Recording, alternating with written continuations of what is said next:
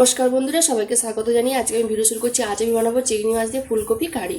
তার জন্য আমি কি নিয়েছি দেখুন। প্রথমে দুটো ফুলকপি কিন্তু কেটে পরিষ্কার করে ধুয়ে নিয়েছি, চিংড়ি মাছ বেছে ধুয়ে নিয়েছি, মশলা নিয়েছি পেঁয়াজ কুচনো, 4 মগজ, কাজু বাদাম, 2টো টমেটো, কাঁচা লঙ্কা, রসুন, আদা। প্রথমে আমি ফুলকপিগুলো ভেজে নিব। দেখুন তেল গরম করে নিয়েছি, অল্প একটু হলুদ দিয়ে দেবো আর দিয়ে পরিমাণ মতো নুন দিয়ে ভালো করে লাল লাল করে ভেজে নেব।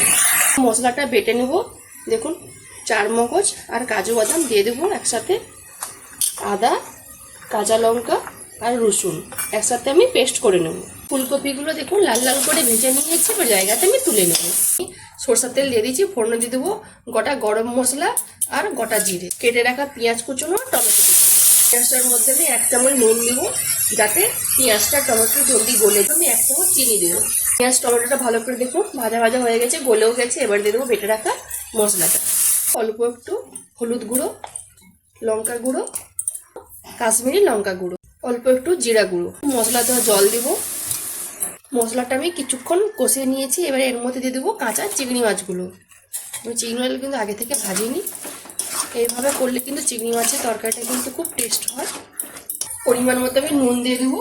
কাঁচা চিংড়ি মাছটা দিয়ে কিন্তু আমি মশলাটা আরও কিছুক্ষণ আমি কষিয়ে নিয়েছি। দেখুন মাছটাও কিন্তু আমার সুন্দরভাবে সিদ্ধ হয়ে গেছে। এবারে আমি দিয়ে দেবো ভেজে রাখা সব ফুলকপি। ভালো করে মিশিয়ে নিয়েছি আমি, আর উপর থেকে অল্প একটু জল দেবো। জল দিয়ে আমি 3-4 মিনিট ভালো করে ফুটিয়ে নিয়েছি। তরকারিটা কিন্তু আমার হয়ে গেছে। এবারে উপর থেকে আমি গরম মশলা গুঁড়ো দিয়ে দেবো আর দেবো ধনেপাতা কুচনো। ভালো করে মিশিয়ে আমি নামিয়ে নেব।